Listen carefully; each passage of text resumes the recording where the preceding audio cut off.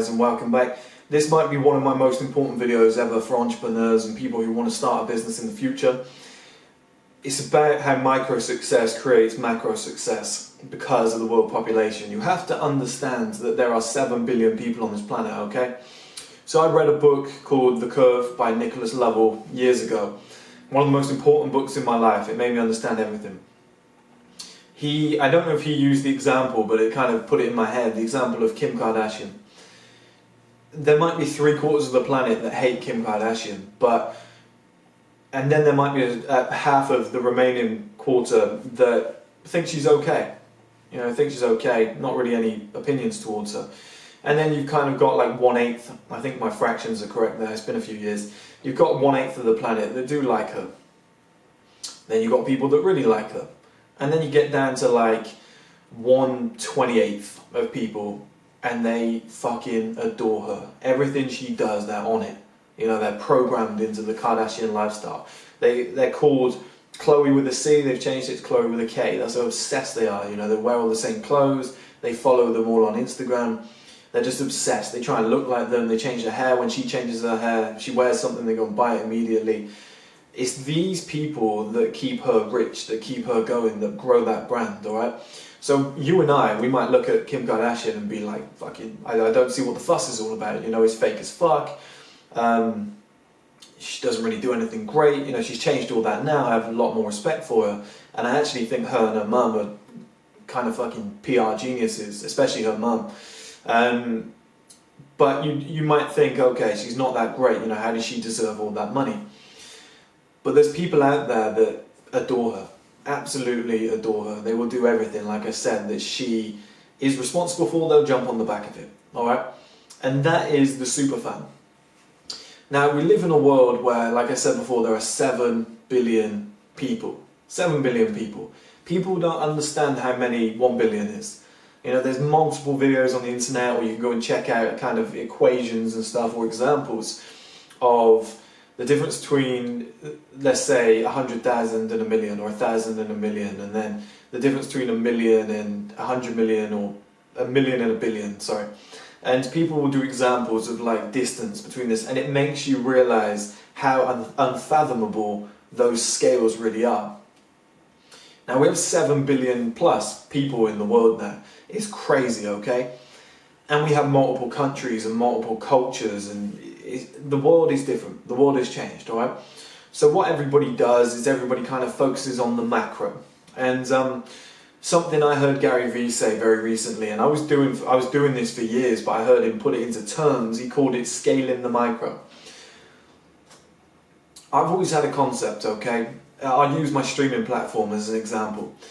If my streaming platform becomes the biggest streaming platform for men in Sweden, alright, and 30,000 men in Sweden adore my content, my streaming platform, everybody else in the world don't really care too much, hasn't found it yet, my marketing's shit, they haven't found it, alright, but somehow I managed to do some fucking YouTube or Facebook ads, I targeted Sweden, I did a tour there, and 20,000 guys, 30,000, let's say 30,000 guys from Sweden went, shit, this is amazing, let's all sign up, right, £3 a month, it's well within their means, you know, rich economy. That's 90 grand a month. There's 90 grand a month from 30,000 Swedish guys, and the rest of the world doesn't have a fucking clue who I am. Alright, so there might be some girl on Instagram with 400,000 followers, maybe she makes 5 grand a month. Everybody knows who she is. She goes out in, let's say, London. Everybody knows who she is. All the rappers are trying to date her. All the footballers are trying to date her. She's hot shit, right? I could walk through and nobody knows who the fuck I am. But 30,000 guys in Sweden adore all of my content. And because they're all paying £3 a month, I could be making 90,000 a month. This girl's making 5,000 a month. But she thinks she's hot shit.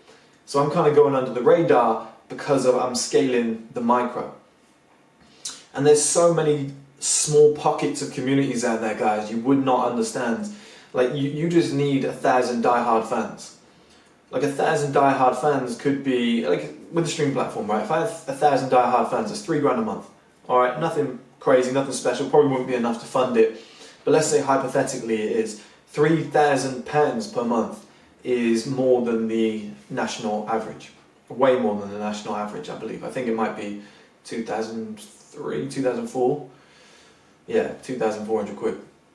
I think. So £3,000 a month is mind blowing. Alright, that's like 36,000 a year. That's well above. That's like 12,000 above the national average. And for London, I think it's still above average, which is crazy. So you could have that kind of life just from 1,000 people from, let's say, Hungary. And I actually knew a guy, right? I knew a guy who was an English rapper trying to be American. He wasn't bad. He was a good friend of mine. He had the look. He was a pretty cool guy. Didn't really take off in the UK, didn't take off in America, Canada, anywhere else, right? Nobody really gravitated towards him. He did 2 tours, I think one in Latvia and one alright, one in Hungary, blew up. He was in Hungary. Who would have thought it, right? A black rapper in Hungary blew up. And he was kind of rapping in an American accent, he was British, but it probably worked out in Hungary. He'd go there once a year and they loved him. There must have been like 15, 20,000 people at his shows. The girls would go crazy, get any woman he wanted, all the guys and girls would buy his fucking albums and all his merch and whatnot. He was able to make like 60,000 a year just from that one trip. That funded his lifestyle and allowed him to buy houses and all sorts, and then set up his own kind of company where he's moved over to more like filming and music videos and producing and stuff like that. But he scaled the micro, accidentally, but he scaled the micro, and that was the first time I ever saw it, and it blew my fucking mind. To think that in his hometown, a small city in Gloucestershire, he's a nobody. But not nobody, he's a good looking guy, quite popular, but he's not famous. But he can go to Hungary and he's like a fucking celebrity and he's doing radio station interviews. And he's able to make 60,000 a year just from one single trip. That's crazy, guys. That's crazy. He's making probably a doctor's starting wage just from going to Hungary once per year. And then he takes the rest of the year off and he's able to try and make music. And he was trying to push it and scale the micro.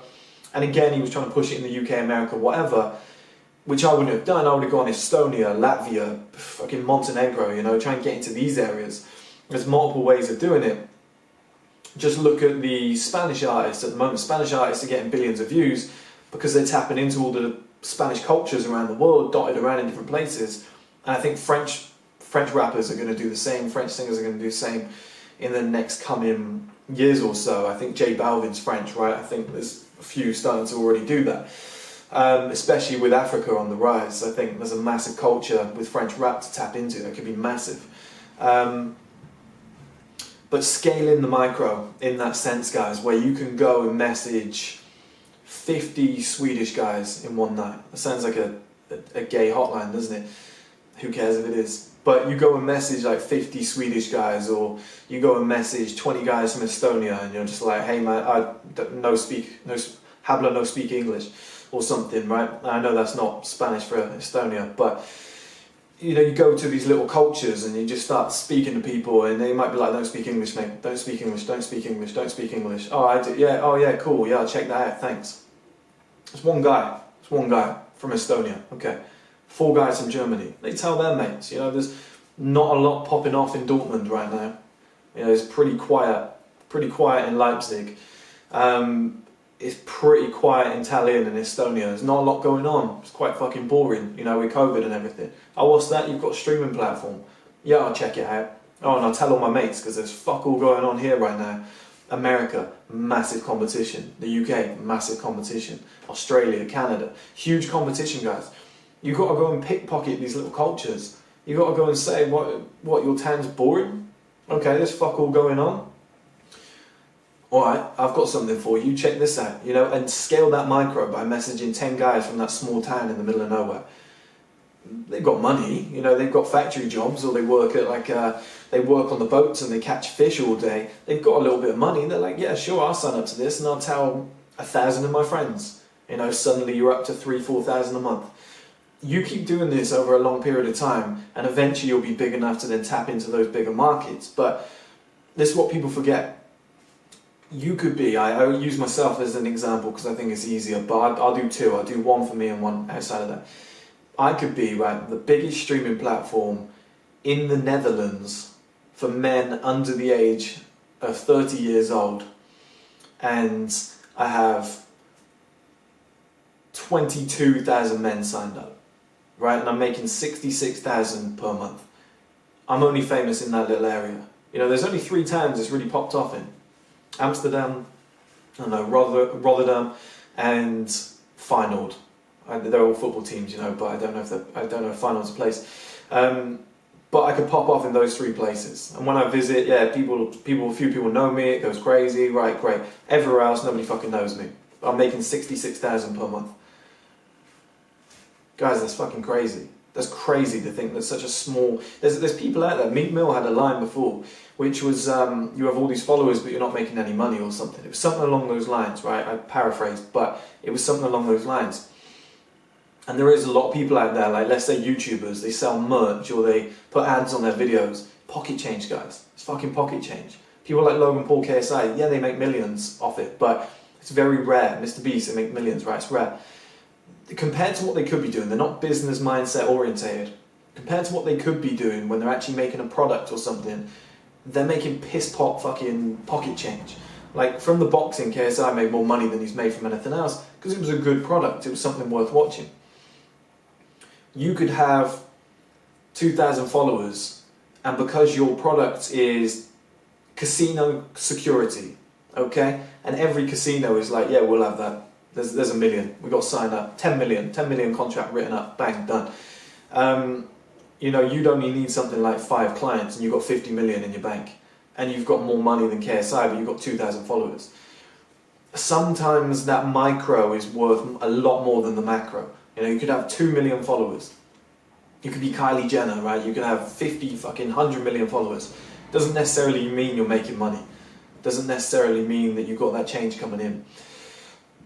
Scaling that micro is enormous. It just depends on what you're doing and knowing what to do with it. Like I said, if 20,000 guys in Amsterdam are aware of my streaming platform and they love it, and 5,000 guys in Finland buy my shirts and they're like, those shirts are the fucking best shirts in the country, they're the best sellers, the other brands in this country can't compete, we can get them for a decent price, we're all willing to buy them. You know, that's 59,000 just from all those guys buying those shirts. If they all bought them once, you know, if they bought like 5, it's like $250,000 coming in. And then the guys in Amsterdam from the streaming platform, 60 grand a month. So you get like a 60 grand payday from the shirts up front, start of the year, nice, okay, steady money, and then about 60 grand coming in every single month from the streaming platform. 2 mini cultures, 10,000 guys in Finland, 20,000 guys in Amsterdam, you know, or in the whole of Holland, or Netherlands, depends on what you want to say. That is scaling microcultures, and with a population of 7 billion guys, it's never been easier. And there's no disrespect to these places.